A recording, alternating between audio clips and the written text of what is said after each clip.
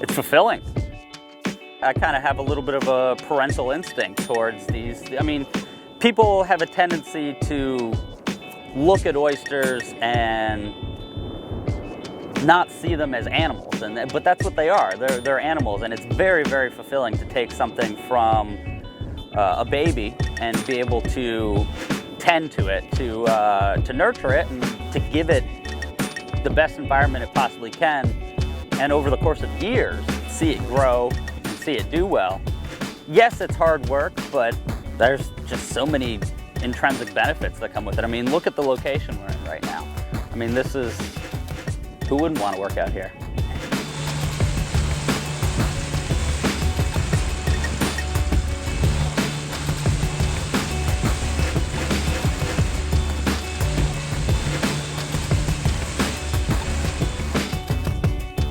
What happens is you buy seed from a hatchery, and a hatchery is a completely other part of the industry where a facility will basically start an oyster from spat and grow it into what you see as a product. So what you do is you basically take that small product and you put it into a vessel that contains them to the point where they don't blow away, because they're light like a snowflake when they're real young, and they're just like susceptible to like being taken away in the current. So you keep them in a vessel. There's all different types of gear that people use, but basically from that point you grow it until it gets to be of a size that it can fend for itself, and then they go into trays. And from the point that they're in trays, they get larger to where they're 2.5 inches to 3 inches in size for product to pick up, and then you try to get them out the door and sell them. Support it. It really does a lot of good, both for the economy and for the environment. I mean, the Cape is famous for its seafood and stuff, but when you go to a restaurant, ask where your oysters are coming from. Are they coming from another state, or are they supporting your neighbor, the farmer down the street who is out here growing his product?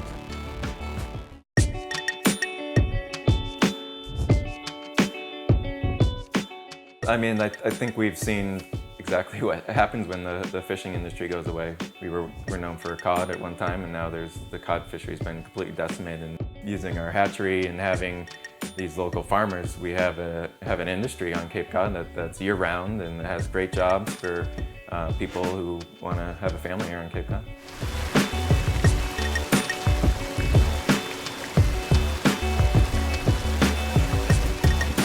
Over 80% of the seed that's needed on Cape Cod comes from the ARC hatchery, and that's not just for the farmers, that is also for the towns that are using the seed to support the wild and recreational harvest. So what we're doing at ARC is we're basically taking the life cycle of an oyster and kind of flipping it upside down, more or less. So an oyster typically spawns in July and August, and we begin spawning in February, and that way we can have our seed to the oyster farmer in time for that good growing season of the year. So we'll give them a baby oyster that's, say, the size of a quarter in May, and on average 1.5 years from then they'll be ready for market. And that helps us to get the animals on the farms when algae is most abundant in our waters. 55% of the state's oysters are grown here on Cape Cod. That was worth $14.9 million last year in 2017. And when you factor in all of the shoreside support, so buying equipment, buying seed, and then where the oyster goes in terms of selling it at a raw bar, that's worth over $30 million to the Cape Cod economy.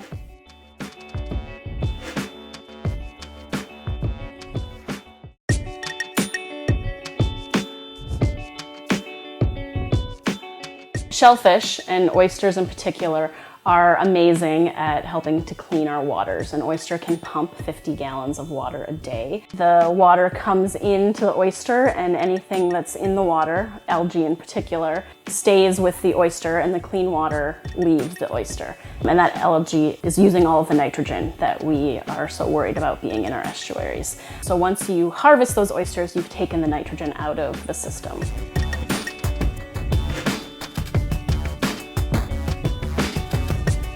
The problem we're experiencing Cape Cod is an excess nitrogen loading of our waters, and that comes from septic systems, golf courses, lawn fertilizers that increase nitrogen load creates an abundance of algae, which creates a phenomenon called eutrophication, which is a clouding of the upper stratum of the water table. It prevents light from getting through the water. With an oyster, microalgae is their food. Natural populations of shellfish are at 1% of historic level, so it's important to reestablish those populations to help combat this excess algae. A lot of towns on the Cape are looking to use oysters to help solve their water quality problems. They do more than just clean our water. Oysters also help stabilize shorelines. So there's a lot of projects going on to restore oyster reefs. We also have products that help to restore the natural population, specifically called remote set. So we're taking recycled sea clam shell or oyster shell, and we're convincing the oysters to attach to that shell and then putting that in critical areas where we're trying to reestablish oyster reefs. And we've seen great results in many different sites, but specifically Mashpee, where they've completely stopped fish kills in some of their embayments. I don't think oysters are the solution. The oysters are a good way to get from today to a point where we have clean water coming out of all of our wastewater. The primary thing in selling shellfish is to get people to try it. People develop tastes for shellfish very similar to how they develop tastes for wine. You have to start somewhere, and then they sample other shellfish that are grown in different environments, different waters. They develop different tastes. Some are saltier, some have a more briny, earthier taste, and everybody's a little different.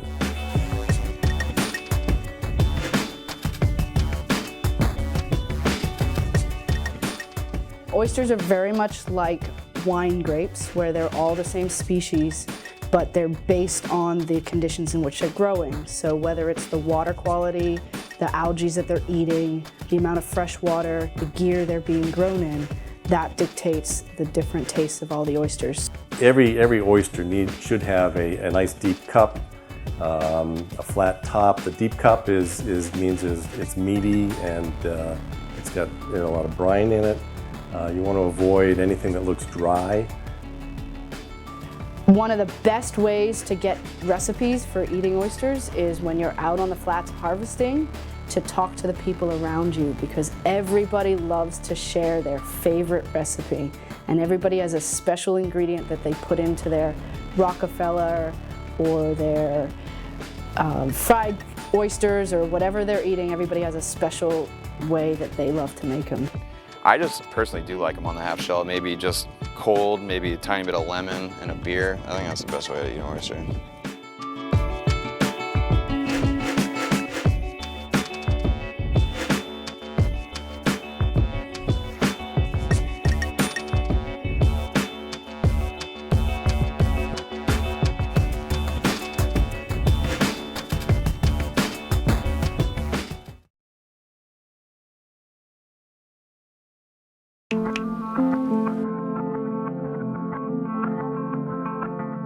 My name is David Ryan. I'm the Director of Operations for Cape Cod Oyster Company. So over the past 10 or 15 years, our sole focus has been on oysters. The company has grown from 1 or 2 full-time employees to a team of about 12 people today. We were operating 52 weeks a year, trying to ship close to 100,000 oysters a week on ground that we farm ourselves. Yeah, we're involved in every step of the process of cultivating oysters, from growing the seed and the floating upwellers to maintaining them throughout their growth stage and then harvesting them and getting them ready to ship out the door. We're involved in every aspect of it. We started to have certain responsibilities allocated amongst the crew. So then I was responsible for tending to the seed, which is the juvenile oysters. What we do is we take large amounts of them when they come in. They're about the size of quinoa or maybe even a piece of sand. And we put them into a floating upwelling system, which we call a Flopsiffer sort. It's tanks in the water that pumps seawater roughly about 300 gallons per hour into each of these little silos that are 3 by 3. So what we're doing is force feeding them the seawater and just making sure that these animals have plenty of food to grow. So nitrogen is within all of our systems, all of our waterways, and our septic tanks actually put in a lot of nitrogen into the environment. Our plants and our algae do need nitrogen to grow, but our septic tanks put too much nitrogen into the water and overload it. And then what the oysters do is they're actually filtering the water, can filter over 50 gallons a day of seawater, and they're eating the algae, which is full of nitrogen in there. Basically act like a nitrogen sponge or a sieve. Hold onto it, and then when we harvest it and bring it out of the water, that's taking a huge amount of nitrogen out of the water and really helping our local waterways, helping both the recreational boaters, swimmers, as well as our local species as well. Other things like the marsh grass, the other shellfish in the area, all the fish, other commercial species. So it's really a huge, huge benefit to the environment. There's actually numerous current studies that are taking place right now, and what they're trying to see is, do juvenile oysters remove a substantial amount of nitrogen? So if we do discover that they are removing a sufficient amount, then more towns will be more likely to open up nursery areas for other farmers to be able to have the upwellers and to introduce millions more of these animals to remove the nitrogen.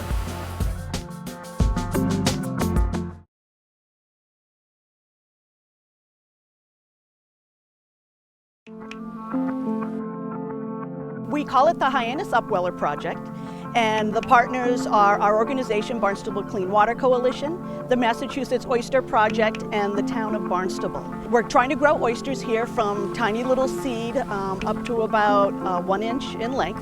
So we're taking water directly out of Hyannis Harbor. It's being pumped up into the upweller, comes up through these sorting buckets that the oysters are put in.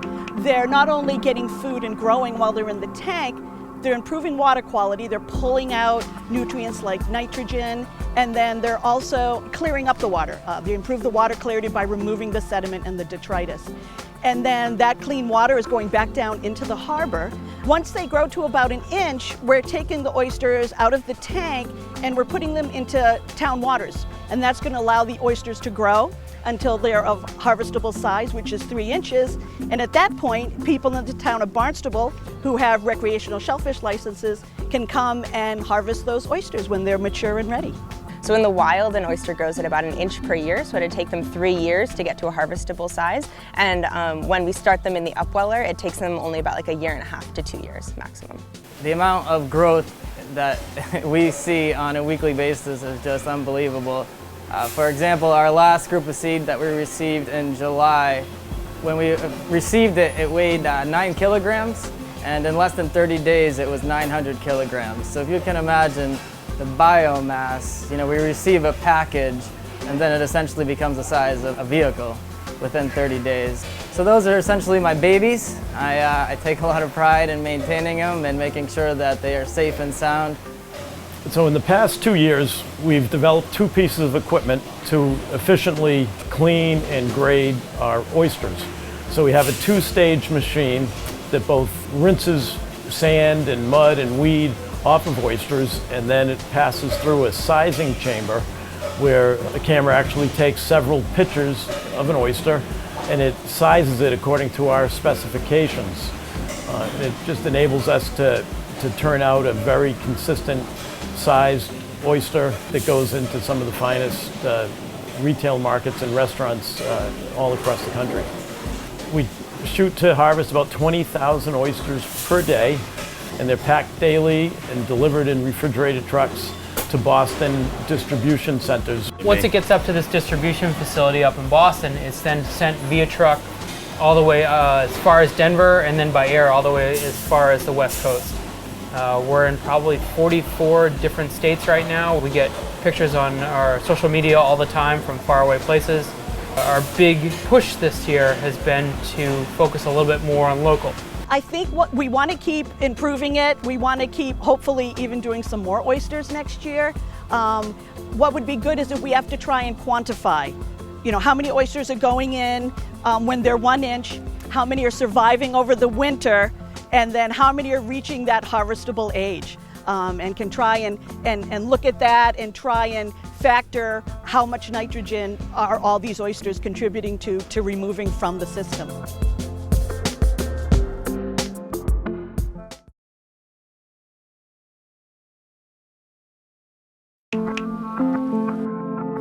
I grew up here. I went to DY High School, went to Westfield State to study biology and chemistry. I grew up on Cape Cod and went to Barnstable High School.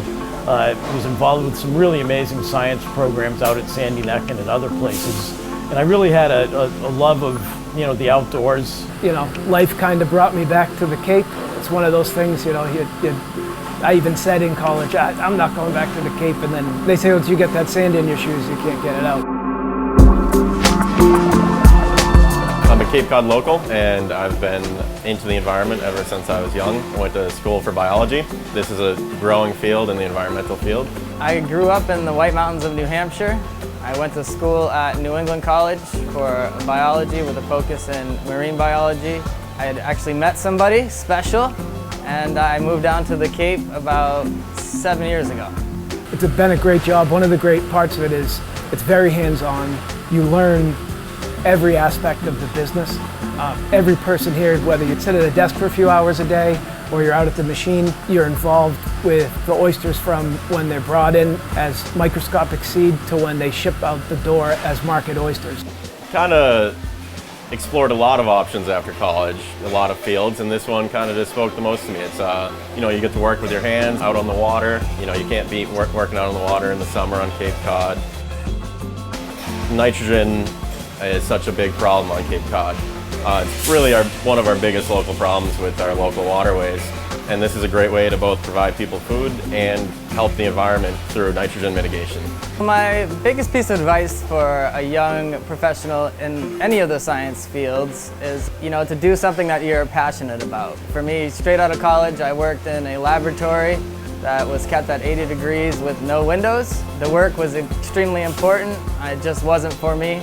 I then, I got my feet wet, literally speaking, into the aquaculture industry, and I learned about it. I love Cape Cod. I love the environment of Cape Cod. Being right on the water is such a blessing that we have, and I really want to be a part of maintaining the environment around here. Just from what I've seen, even friends not moving back here, and some of it being that there's more opportunity and more offerings in other places. So even though they may want to come back or there might be a desire, unfortunately, some industries it's hard to come back down here and really make a way. That's one of the beautiful things about aquaculture and kind of some of the budding industry off of that. A lot of towns are opening up beds because of that nitrogen mitigation. It's not only cleaning up the environment, but also it's drawing some young professionals back to be able to work where they grew up and be doing something good for the environment and make a little money at the same time.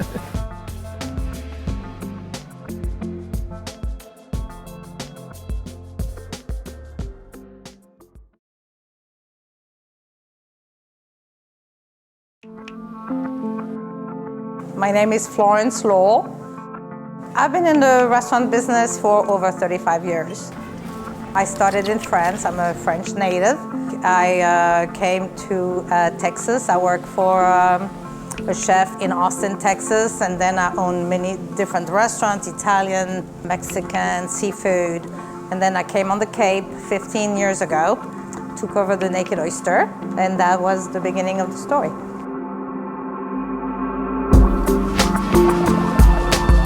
Somebody approached me and said there is an oyster grant in Barnstable Harbor. Was going to be available. Would you be interested? And I say absolutely. That would be a perfect combination, for us to be able to basically manage the production, because that was a huge part of what we're doing here. Basically, they're hand-picked. I think that is the number one difference. And then we have a creative kitchen, so we're able to test and just try different things. And I think people, when they come here and they see the variety of flavor that we can add to an oyster, they really enjoy that. So there is a huge tide. There is a massive flow in Barnstable Harbor. If you're standing there like Sandy Neck, it's just a very impressive thing to watch. There is two things that happen. The nourishment comes from the ocean, from the tide coming in, and also from the tide coming out. So I think this is a very special spot on the Cape. The oysters grow, really nicely. I think the product is, plump, and you have the sweetness, and you have the really nice balance with the salt. I mean, I think it's an awesome product. I would say November and December are like, this is amazing. The flavors in those oysters are like totally developed. They get ready to go dormant for the winter, so they have really, basically plumped up. And the local knows that, and they're here, and they enjoy them. We serve oysters so many different ways. One kind of a sushi style, which is called oishi, and he has pickled ginger and soy and a little wasabi. The baked oyster, we have Rockefeller, and people love that. We also serve them with caviar and sour cream, and I love those. Some people come in and I say, I never tried an oyster, or we just say, we're gonna pick one out for you, just, like a small one. Tell us like the flavor you like a little lemon, and then, usually they try. I would say most of the time they really like it.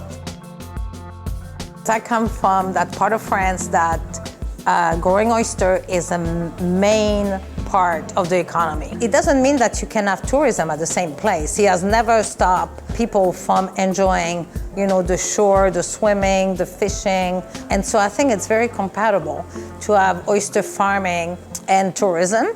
The town of Barnstable, I put huge amount of effort to help aquacultures. I mean, I benefit from that, and I'm very grateful for it. But I really feel like this is, providing a massive amount of jobs. It promotes the town. I mean, I feel like Barnstable Oysters, just the name Barnstable Oysters, is gonna have a place, just like as Wellfleet. The production is amazing. You have very, very serious farmers out there, people who want to grow the economy, people want to promote the town, people want to promote the name. So I think, it's going the right direction.